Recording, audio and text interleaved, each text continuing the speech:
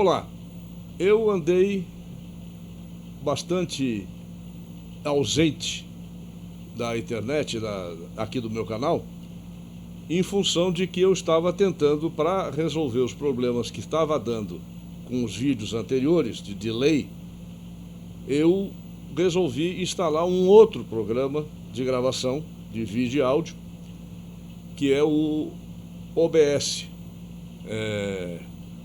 Open Broadcasting Software. E até o momento não tinha conseguido me acertar com ele. Parece que agora as coisas vão bem, não sei. Vou ver. Então, antes de tudo, é uma informação. É muito possível que eu, que já fui defenestrado do Twitter, também não tenha condições de continuar no YouTube. Então eu estou procurando opções e tem duas opções. Uma delas é o Rumble, que é o mais possível, e outra delas é a BitChute.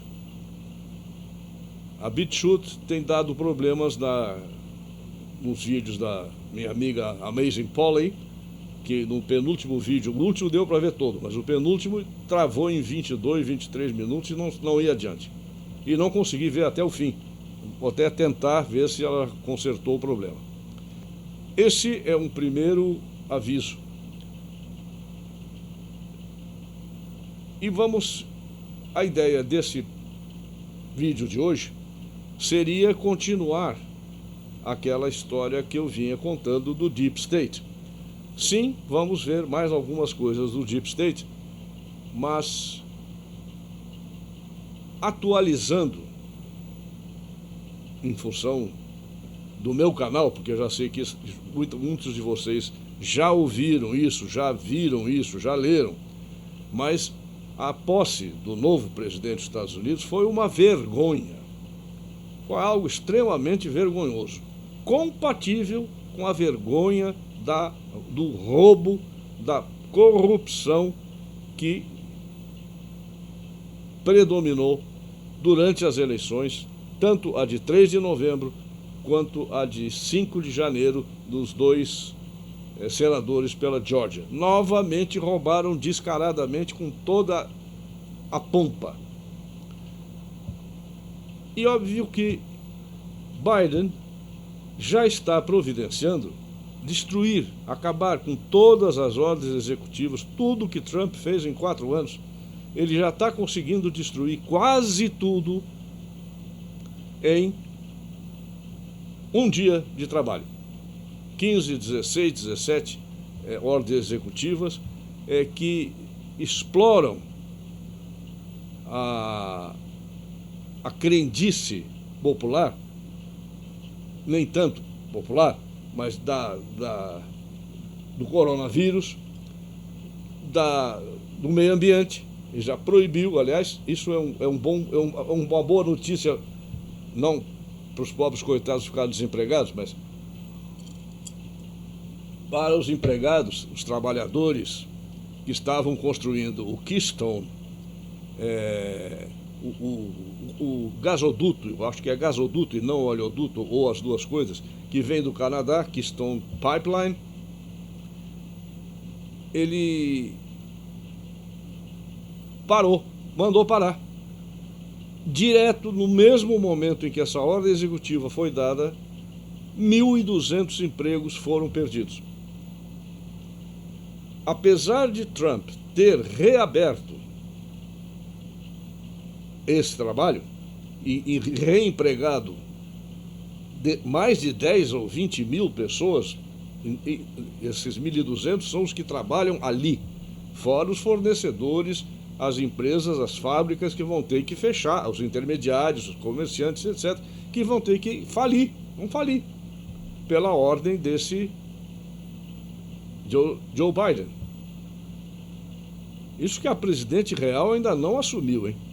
Vai ser pior que a Kamala Harris. Mas, com isso, ele já está dando uma amostra que os trabalhadores devem se livrar dos sindicatos, das unions, porque Trump empregou gente, mas não fez através de acordos coletivos com os sindicatos. Então os sindicatos apoiaram o Biden. E agora os empregados, os desempregados, estão vendo que besteira foi essa que os unionistas, os sindicalistas, fizeram apoiando um sujeito que liquidou com o emprego deles. Isto, 1.200 diretos já, fora o que vem por aí. Figura-se também um Estado extremamente autoritário daqui para frente nos Estados Unidos. Há a possibilidade de da instauração de uma ditadura mesmo, inclusive com a designação do FBI, da CIA e da NSA para voltar-se para dentro do país e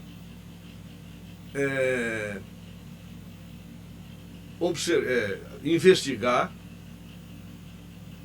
os próprios dissidentes americanos dentro do país. Um absurdo, por exemplo, foi a marcação do impeachment de Trump no Senado para o dia 8 de fevereiro. Ele não é mais presidente, não pode sofrer impeachment. É inconstitucional, mas vão fazer. E sabem por quê? Porque sobre o autoritarismo, que é o que eles pretendem instalar e já estão instalando nos Estados Unidos, da mesma maneira que Boris Johnson na Inglaterra, o objetivo final é este: o regime é a lei. Quando os americanos vieram, ou melhor, quando os ingleses vieram para o atual Estados Unidos para colonizar os colonizadores americanos, eles diziam: o rei é a lei. Até que com a independência, Thomas Paine, no livro Common Sense, diz: na América a lei é o rei. É o contrário, não é o rei que é a lei que é o rei. A lei é que manda. E a suprema lei do país, Supreme Law of the Land, é a Constituição.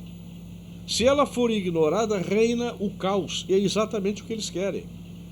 O que eles querem é usar a Constituição extremamente liberal americana para destruir a democracia e a República Americana, no sentido de república democrática, república com liberdade, com direitos civis.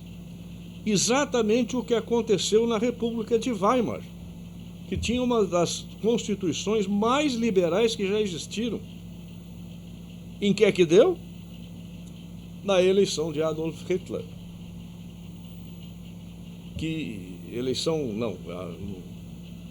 Foi o partido mais votado e por isso tinha direito a designar o chanceler, que significa na Alemanha o que nos outros países é o primeiro-ministro. Mas quem é que realmente derrubou Donald Trump? Foram os democratas? Foi o povo? O povo não foi. Nós sabemos muito bem que ele ganhou. Ganhou landslide mesmo. Ganhou e foi roubado. Quem derrubou foram os republicanos.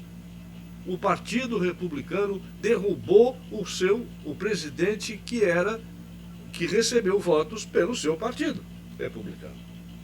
E é assim que age o establishment, ou mais profundamente o establishment, é o que a gente conhece direitinho. McConnell, por exemplo, o líder da ex-maioria no Senado republicana, traiu Trump diversas vezes, de diversas maneiras, inclusive colocando em pauta, aceitando colocar em pauta, porque agora o líder da maioria é o Jack Schumer, dos democratas, porque eles têm maioria 50-50, mas tem a Kamala Harris que dá a maioria para os democratas com o voto de Minerva, se for necessário. Mas há grande chance de, depois de sair do governo, Donald Trump seja processado. E, se processado, condenado. Porque depois que se ele for processado no Senado e condenado no Senado, ele se torna um cidadão comum que pode ser preso por qualquer xerife. E por incitamento à rebelião, à dissidência. Algo que não existe como delito nos Estados Unidos. E há uma criação de novos delitos, como, por exemplo, se negar a tomar vacina, ou dizer que coronavírus é uma farsa, ou se tornar patriota. Patriota passou a ser uma palavra feia, porque é racista. Patriotas são só os supremacistas brancos. Tudo isso vai se transformando em leis. Se vocês lerem o meu livro, Rumo ao Governo Mundial Totalitário, vocês verão que na parte de comunismo que eu exploro muito mais o leninismo. Porque todo mundo diz, o problema foi Stalin. O stalinismo, só se fala em stalinismo. Ninguém diz que quem começou tudo, inclusive o Gulag, foi Lenin. E Lenin dizia isso, isso de Constituição, esse negócio, isso é bobagem, isso é só para enganar os outros. Porque lei é o que nós queremos. Lei é o que eu digo que é lei. Já falei aqui que ele mandou matar um amigo pessoal dele, Gorky, o Gorky reclamou disso. Mas como que você mandou matar o Krivitsky, um químico, que era seu amigo e bolchevista de primeira hora? Ele disse, o povo precisa saber, e é o terror, o povo precisa saber que não existe como escapar da força do partido. Faça o que fizer, poderá ser preso, mesmo sendo absoluta e integralmente leal ao partido. Isso é Vladimir Ilyich Ulyanov, Lenin. E é isso que está acontecendo, e é isso que aconteceu também na Alemanha, com Hitler. Mas, quem derrubou então, voltando um pouco atrás, como é que funciona o Deep State através do establishment? Depois da Segunda Guerra Mundial, houve dois candidatos, outsiders. Um foi derrotado, infelizmente, que era o mais capaz, inclusive, que era Barry Goldwater, e Donald Trump. Outsider não pode se criar, não pode tomar força, tem que ser destruído pelo seu próprio partido. Mas John Kennedy, não era um outsider totalmente, mas em certo sentido sim, porque ele era um sujeito que foi para a guerra, ele era tenente de marinha, ele sabe o que é guerra, ele não queria de maneira nenhuma escalar a guerra do Vietnã. E o que aconteceu? Mataram ele. Porque o próprio establishment democrata, juntamente com o complexo industrial militar, precisava fazer a guerra do Vietnã durar anos, para as fábricas de armamentos continuarem a faturar e a ganhar dinheiro. E eu acho que até o sindicato dos coveiros também acho que entrou nisso, porque o que morreu de americano eram aviões que vinham com 70, 80, 90 caixões do Vietnã para serem enterrados em Arlington. E é isso que levou a... Bom, existe a teoria, ninguém sabe e provavelmente não vai se saber nunca quem foi que mandou matar Kennedy. Mas existe a teoria da Cuba, muito difícil. Existe a teoria da máfia, também muito difícil. O Bob Kennedy pode ter sido, que ele, como Attorney General, perseguiu muito a máfia. Mas o John Kennedy, há esta outra hipótese, muito pouco explorada. Por isso eu fico com ela. De que foi o complexo industrial militar, porque sabia que Johnson, que era democrata do sul texano, aqueles que criaram a Ku Klux Klan, e que hoje posam de defensores dos negros, eles sabem muito bem que o passado deles é um passado terrível. Johnson, sabiam que Johnson já tinham, inclusive, comprado Johnson para assumir o poder e escalar a guerra do Vietnã naquele horror que foi, aquele atoleiro em que ele jogou todos os soldados americanos. Chegaram a ter 500 mil homens e mulheres americanos no Vietnã. Foi a cifra maior. Num determinado momento chegou a ter 500 mil pessoas. E morreram centenas de milhares, dezenas de milhares ao menos. Mas vida humana para eles não importa. E por que mataram Bob? Ora, Bob, este sim era mais outsider. E era o cara que seria eleito contra quem quer que fosse. Johnson se candidatou no segundo mandato, mas Bob teria ganho de quem quer que fosse as primárias do Partido Democrata e a eleição de qualquer republicano. Porque o povo estava emocionalmente mexido, tocado pelo assassinato do presidente John Kennedy, que, de certa forma, era um outsider, por ser o primeiro, e até agora que eu saiba, o único presidente católico dos Estados Unidos. Isso já é outsider. Já desperta a desconfiança dos WASPs. White...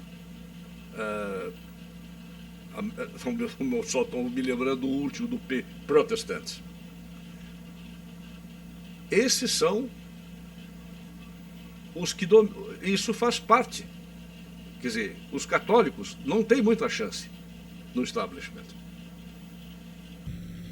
Notem que quando se fala em fazer com que a pessoa que não acredita ou que é dissidente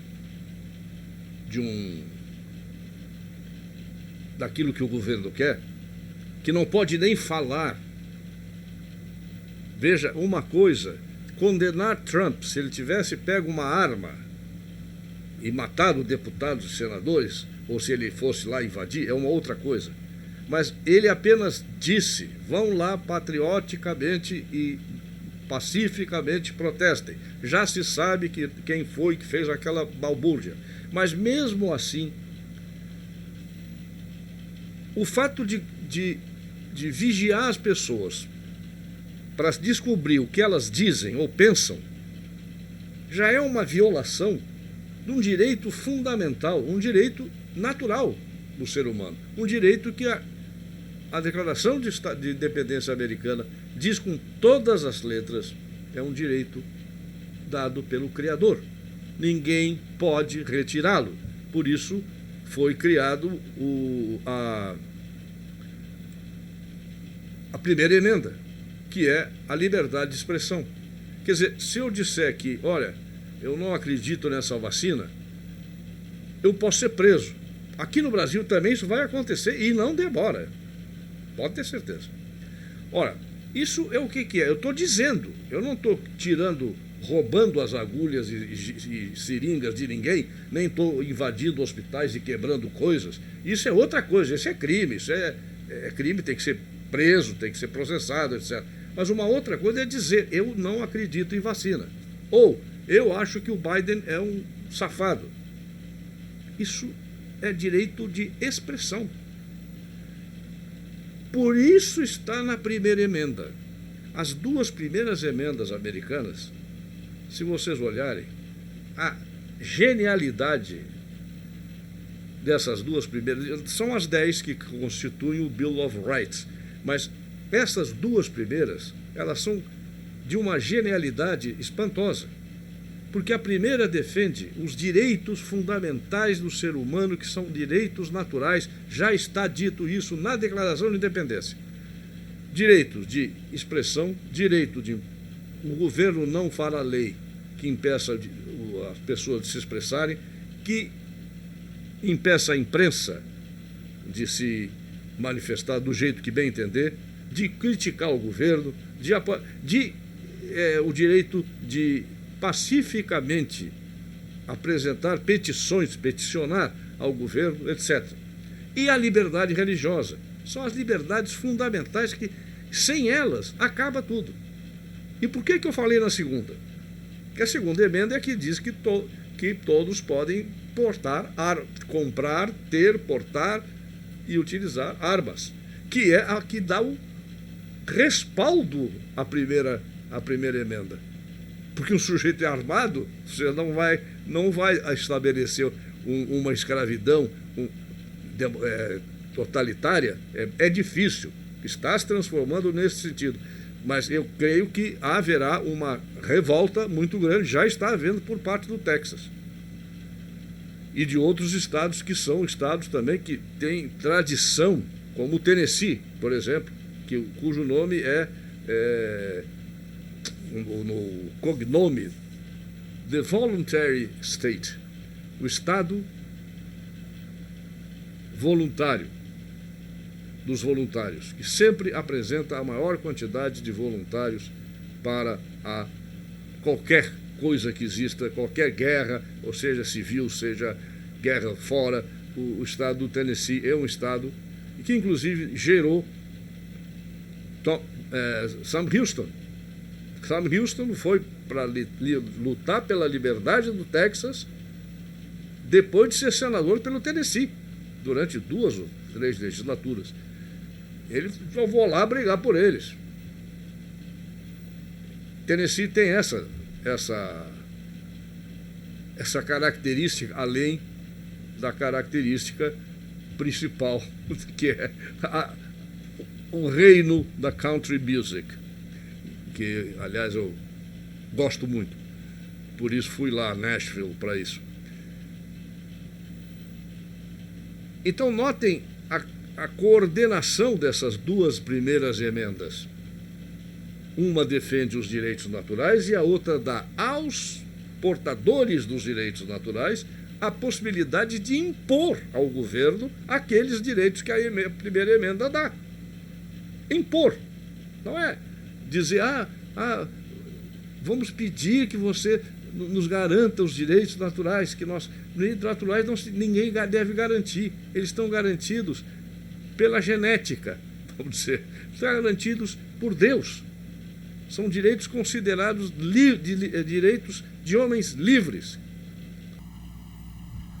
Quem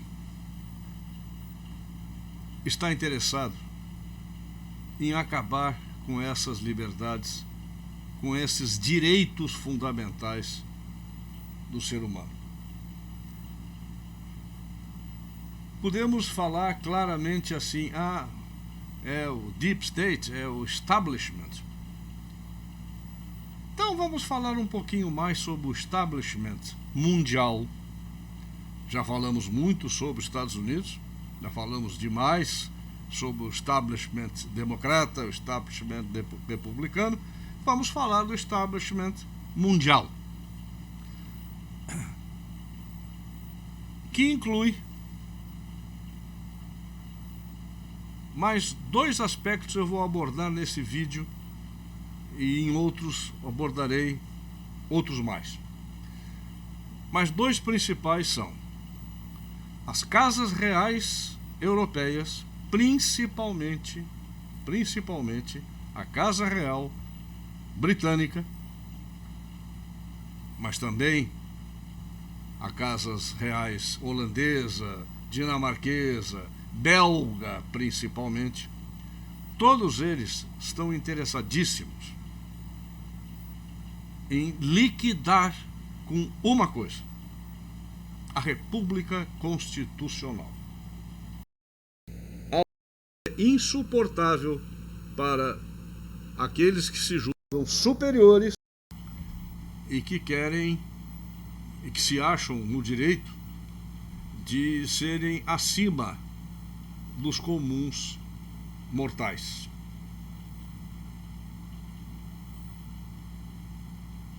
Então, vamos ver aqui dois aspectos ligados diretamente à aristocracia britânica. Um deles, que é, e acho que nesse momento a maioria dos que me ouvem já sabem, que o dono atual, proprietário atual da Smartmatic, que foi fundada pela família Chávez da Venezuela, é Lord George Mark Malloch Brown, que é um diplomata britânico, um consultor sobre comunicações e um ex-político que serviu muitos anos como um dos principais membros da Open Society de George Soros. Sendo que hoje, há poucos tempo atrás, há poucos meses, semanas atrás, no final de 2020, foi nomeado o CEO, o diretor direto da Open Society. George Soros o indicou não à toa, porque foi Lord Malloch Brown que roubou a eleição americana através da Smartmatic e das demais, que já falamos várias vezes, vocês já ouviram falar de muitos outros canais, a maneira de burlar a verdadeira eleição naqueles 6 estados principais, que os estados battleground states, que foi Arizona, Nevada, Georgia, Wisconsin, Michigan e faltou um. Não. Depois me vem. Pois foi através da Open Society, através de Lord Malloch Brown, que faz parte do Privy Council da rainha e é um dos mais chegados membros da rainha Elizabeth II. Portanto, não é de totalmente absurdo imaginar que a rainha Elizabeth II está sabendo de tudo. Está sabendo exatamente porque ela nunca tolerou também Donald Trump. Nunca. Como nenhuma das cortes europeias e também dos países não monárquicos, como a Alemanha, Itália, a França principalmente, as repúblicas, essas 3 repúblicas, a Espanha, que está nas mãos de comunistas hoje em dia, a França, que está na mão do metido a Napoleãozinho, um novo Napoleãozinho. Aliás, é muito parecido a atitude desse Emmanuel Macron com a do tal Dória aqui no Brasil, que como é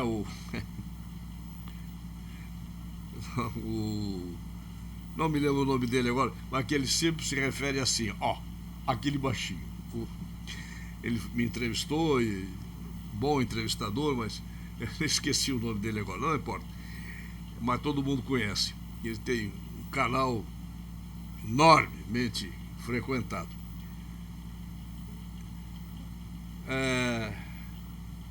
Odair. Grande sujeito, grande gozador. Até a entrevista que ele fez comigo não deu tanto ibope, porque eu sou mais sério. Não posso fazer nada. Ele é um grande gozador, até acho ótimo que existam grandes gozadores, mas eu não sou. Fazer o quê? Mas eu acho interessante ele chamar, o Macron pode ser chamado também, Napoleãozinho. Aliás, Napoleão era um sujeito que hoje em dia jamais teria sequer sido aceito para servir o exército, porque era baixinho mesmo. Então, todas essas grandes países europeus se ressentiram muito, mas as monarquias se ressentiram mais ainda. Por quê? Porque é a primeira república constitucional da história da humanidade. Nunca existiu uma república como a República Americana. Existiu a República Romana, que era só de patrícios. Existiu a democracia ateniense, que era também só de patrícios, ou não se chamavam assim antigamente, mas eram os habitantes de Atenas, os principais, não entravam escravos, estrangeiros, nada. Nos Estados Unidos, não. Não. O que aconteceu lá foi a fundação da primeira e talvez da última república constitucional, pelo jeito que as coisas estão tomando. Então, Lord Balfour Brown é um deles. Vamos a outro membro da aristocracia britânica, Sir Patrick Vallance, que é o principal consultor científico do Reino Unido sobre o coronavírus e como lidar com essa fraudemia. Ele tem 600 mil libras de participação acionária numa das gigantes do setor de medicamentos, contratada para desenvolver a vacina do Covid-19 para o governo. E isso, aparentemente, não há um conflito de interesse. Ele saiu da... Nós vamos ver agora como é que ele saiu. Sir Patrick Vallance preside o painel consultivo de especialistas do governo inglês para vacinas. Detém um bônus de 43.111 ações da GlaxoSmithKline, GSK, que tem esse valor de 600 mil libras. Isso é o que ele detém ainda. Isso do seu tempo como presidente da empresa, CEO. Isso está revelado no The Telegraph. Mas ele já recebeu, ao sair, 5 milhões em ações que recebeu da empresa durante sua gestão como presidente da GSK, desde 2012 até março de 2018, quando ele saiu da GSK para ser o homem que está defendendo a vacina feita pela GSK. Mas isso não há conflito de interesse de maneira nenhuma, porque é Lord. Bom, as contas reais mostram que ele possuía 404.201 ações da GSK quando saiu, no valor total que deve ter sido pago a ele de 6 milhões e 100 mil libras. Em julho de 2020, agora, a GSK e a multinacional de medicamentos Sanofi fecharam um acordo com o governo do Reino Unido para fornecer até 60 milhões de doses de vacina contra a Covid. E ainda tem um acordo semelhante com o governo do Trump, com o governo dos Estados Unidos, para 100 milhões de doses de vacina. Vejam bem o que é o establishment mundial. Eu não vou me deter em establishment da Índia, da China, não sei mais o que. Mas é algo que é universal aqui no Ocidente, que é o que nos interessa mais. É essa parceria corrupta entre o establishment, que não passa da face visível do Deep State, portanto estamos dentro daquilo que eu pretendia continuar nesse programa. O establishment é a parte visível. O que está por trás, bom, aí são outros 500, como se dizia antigamente no meu tempo de garoto. E também não podemos esquecer uma coisa a respeito da aristocracia europeia, de que o Clube Bilderberg foi fundado em 1954 pelo príncipe Bernhard, que era membro das SS. O príncipe Bernhard era da Holanda, era da Bélgica, que era membro da Schutzstaffel. Era um traidor da sua própria pátria, porque a sua pátria estava invadida pela Alemanha nazista e ele fazia parte das SS. Boa gente, né? É o fundador do Clube Bilderberg, aonde se reúne a nata do establishment. Uma das duas maiores reuniões é essa, a outra é do World Economic Forum, em Davos, do qual eu já falei e vou voltar a falar muito mais, com o seu Klaus Schwab, que também me parece a mim que tem alguma coisa a ver com a SS. Depois eu conto. Eu já dei a primeira dica a respeito de eu achar que ele é um dos Sonnenkinder do programa de Heinrich Himmler, chamado de Lebensborn, que era a investigação dos laços genéticos das mulheres louríssimas, olhos azulíssimos, lindíssimas, etc., etc., para transar com os SS, que por sua vez já eram, todos eles, selecionados racialmente, se é que isso existe. Tudo bem. Basta ser louro, de olho azul, alto, fazer exercício, que é considerado SS. É considerado ariano puro, como as mulheres também. Então, essa gente toda, esses Lebensborn, se tornaram os Sonnenkinder, filhos do Sol. E eu tenho, isso é um chute no espaço. Se eu fosse Pelé, talvez eu acertasse o chute. Mas passa raspando na trave que ele seja um dos Sonnenkinder, que ele nasceu em 1938, pouco antes de começar a guerra, na fronteira com a Suíça. E dizem que o pai dele tinha negócios do outro lado, ia e vinha todos os dias. Eu já falei, vou repetir, duvido que no regime nazista alguém que não fosse nazista, que não fosse membro do partido nazista, pudesse transpor diariamente, ida e volta à fronteira com a Suíça. Eu duvido, porque eu conheço o nazismo, conheço a história do nazismo. Aliás, isso será assunto para uma live,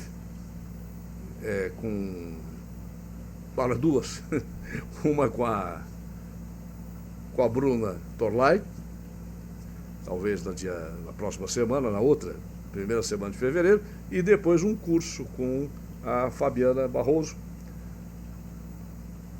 Nós vamos tocar nesses pontos também. Eu vou tocar nesses pontos também. Eu falei que eram dois aspectos, duas partes do establishment mundial. Esta é uma, a aristocracia europeia, a aristocracia de sangue. Sangue? Por que sangue? Dizem que o sangue é azul, mas quando corta o dedo ou a mão, jorra sangue vermelho, igual o meu, igual dos negros, igual dos judeus, igual de qualquer outro. Então, esse negócio para mim não entra. O outro lado é agora, a outra parte, a contraparte disso tudo, tem muito a ver, sim, e eu vou continuar nessa aristocracia europeia, que eu vou pedir agora para vocês assistirem 2 pequenos vídeos do príncipe Charles. O homem que não deixa a mãe morrer, porque ela não quer entregar o reino para ele de jeito nenhum. Ela vai viver para sempre, porque há sérias indicações que o Charles tem, eu já falei isso também, ligações muito fortes com o sufismo islâmico. E eu acho que a mãe, ou ele cai fora, ou e passa para o William, ou a Elizabeth não vai morrer nunca, até que ele morra primeiro. Mas vocês vão assistir aí agora, nesses 2 vídeos do príncipe Charles, falando sobre a Carta da Terra. Um deles é um vídeo simples dele sozinho falando, e o outro é com membros da comunidade da União Europeia.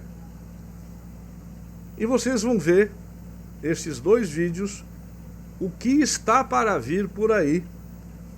E nós vamos entrar então, depois de ver esses vídeos, na situação da Amazônia, em relação inclusive ao Papa Bergoglio, que é a segunda, vamos dizer, segunda perna do establishment, que nós vamos falar, a aristocracia europeia, e a outra parte é a tomada do poder no Vaticano pelos jesuítas e pela esquerda, que transformou o papado realmente na liderança da teologia da libertação. Assistam esses 2 videozinhos que vão entrar agora. Eu não vou me meter entre eles, basta vocês assistirem. Infelizmente não tem como traduzir para o português, mas o inglês é bom para quem entende inglês, do príncipe Charles. It is time to focus on the future we wish to build, and indeed leave for generations to come. Humanity has made incredible progress over the past century, yet the cost of this progress has caused immense destruction to the planet that sustains us. We simply cannot maintain this course indefinitely. To build a productive and sustainable future, it is critical that we accelerate and mainstream sustainability into every aspect of our economy. To move forward, there must be a center of gravity to catalyze such a monumental effort and to mobilize the resources and incentives required. To that end, building on my Sustainable Markets Initiative, I am launching the Terra Carta as the basis of a recovery plan for nature, people, and planet. At this historic tipping point, with the lives and livelihoods of present and future generations in mind, the Terra Carta aims to provide a roadmap for acceleration towards an ambitious and sustainable future, one that will harness the power of nature, combined with the transformative power, innovation, and resources of the private sector. Dialing in from London, it was a message to a global audience, only some able to gather in Paris for the One Planet Summit. The Prince convinced that COVID-19 has shown the world must and can act now on climate change. Consensus and intention, goals and targets are only the first steps. The only possible solution to the challenges facing our planet lies in working in harmony with nature's own economy rather than against it. This is his new idea. I am launching the Terra Carta as the basis of a recovery plan for nature, people, and planet. At this historic tipping point, with the lives and livelihoods of present and future generations in mind, A call to action to big business, industry and the financial world. The Terra Carta, just like the Magna Carta, a defining set of principles and rights, but this time commitments to nature and a recovery plan for the planet. Brian Moynihan is the CEO of Bank of America, one of the founding partners. Most companies agree that this is where they got to go. I think society has to help encourage them. It should be a series of carrots and a series of go, and the people who are doing it best should be encouraged to do more, and that will lead other people there, as opposed to sticks saying, don't do this or don't do that, because in the end of the day, that will stop maybe one participant, but we've got to have a broader avenue where everybody comes, because you need the entire capital system to align to make this happen. The likes of BP, Heathrow, HSBC and AstraZeneca have also already signed up and committed to a $10 billion fund to invest in green initiatives. Campaigner Tony Juniper has worked with the Prince on a number of projects. There is no profit to be made on a dying planet. Ecosystem degradation, mass extinction, climatic heating, depletion of resources. These are not separate to business. They are fundamentally connected. The Prince sees this as a tipping point, a time when the private sector needs to lead, so our children and grandchildren don't just look back on broken promises. Rhiannon Mills, Sky News. Terminado esses dois vídeos, vamos aqui ao chegar ao fim desse meu vídeo, desse programa de hoje, que já está atrasado, porque eu parei esses dias todos. O New York Times reportou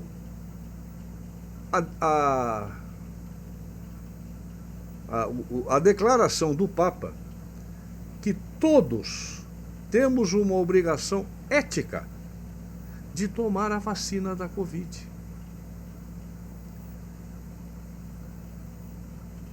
Isso, segundo o The New York Times, o Papa está dizendo que a vacina, se você não tomar, você morre.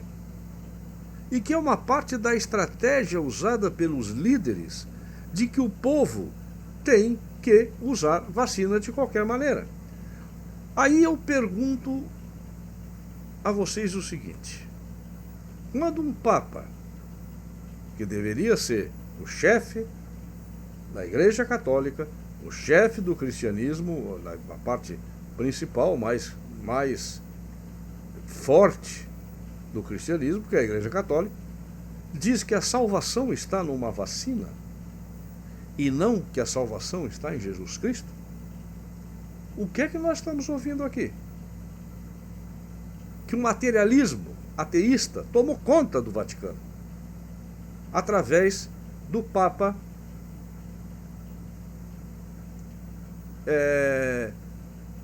que sempre foi, desde São Inácio de Loyola, que fundou a Companhia de Jesus, jesuítas, sempre foi muito mais materialista do que cristão realmente. Há um materialismo por trás do jesuitismo. Isso será objeto de uma outra live, provavelmente já está programada, com o Instituto Burke, Instituto Conservador, não sei se final de fevereiro e início de março, que nós vamos entrar em detalhes sobre isso. Nós, não estou falando o plural majestático, mas é que Aramis, que é um grande conhecedor também, ele não convida ninguém que ele não entenda do que vai se falar, e ele vai participar ativamente do programa, da live. Então, aí vamos chegar mais longe, inclusive, como eu tenho já sugerido frequentemente, que leiam, se querem entender Bergoglio, não leiam o Catecismo da Igreja Católica, leiam as obras de Teilhard de Chardin. E vocês vão entender muito bem o que é que está acontecendo no Vaticano.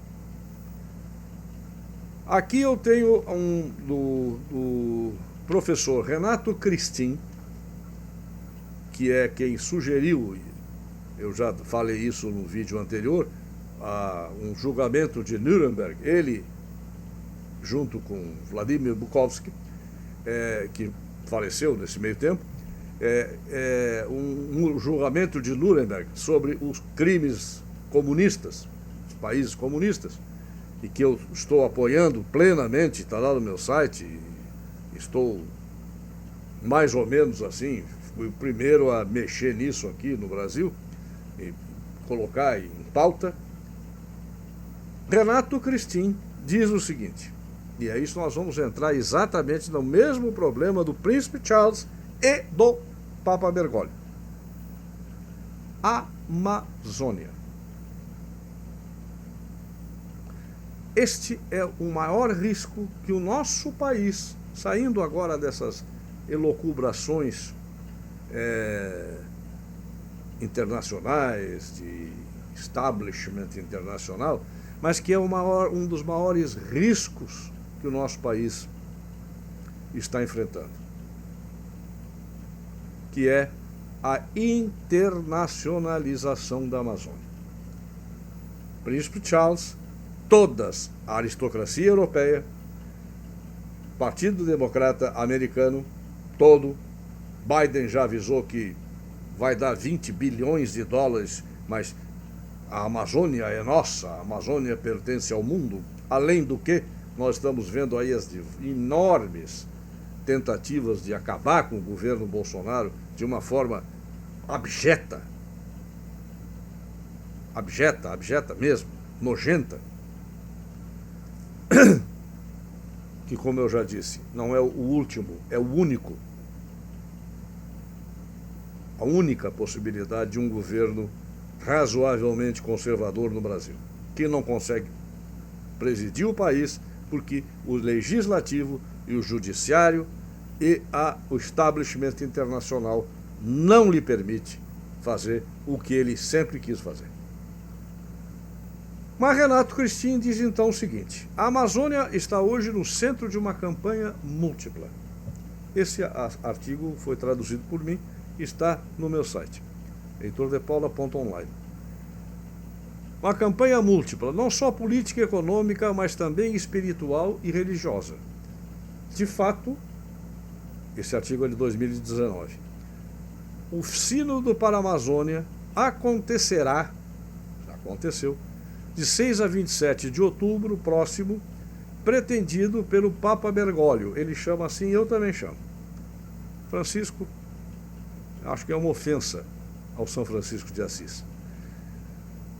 Com o objetivo de colocar no centro da reflexão eclesiástica, teológica e política ao mesmo tempo, o problema dos povos indígenas sul-americanos, que Bergoglio acredita que foram oprimidos e, em parte, reprimidos pela violência ocidental e seu sistema econômico infernal, o capitalismo. De fato, um dos principais objetivos do Sínodo será, e foi, a consagração definitiva da teologia da libertação como teoria fundamental do novo curso bergogliano e, portanto, como uma espécie de novo evangelho da Igreja Católica. Objetivos ambiciosos de alcance global e de longo alcance histórico, como um preciso signo teológico, libertador e ideológico neocomunista. Isso foi escrito antes do Sínodo. E eu pergunto, foi ou não foi? Até hoje em dia tem gente que diz, de uma maneira irônica, porém certeira, que o Bergoglio não está nem minimamente preocupado com os muçulmanos que matam cristãos. Também não está preocupado com a China, onde matam cristãos e muçulmanos. Fez até um acordo com a China. Agora, ele está preocupado se uma árvore pega fogo na Amazônia. Isto, meus caros ouvintes, é parte do establishment, porque o Papa também, o Bergoglio, não está lá porque ele quer. Quem pagou os cardeais para elegê-lo foi George Soros. E provavelmente outras fundações, como Rockefeller, Ford e etc.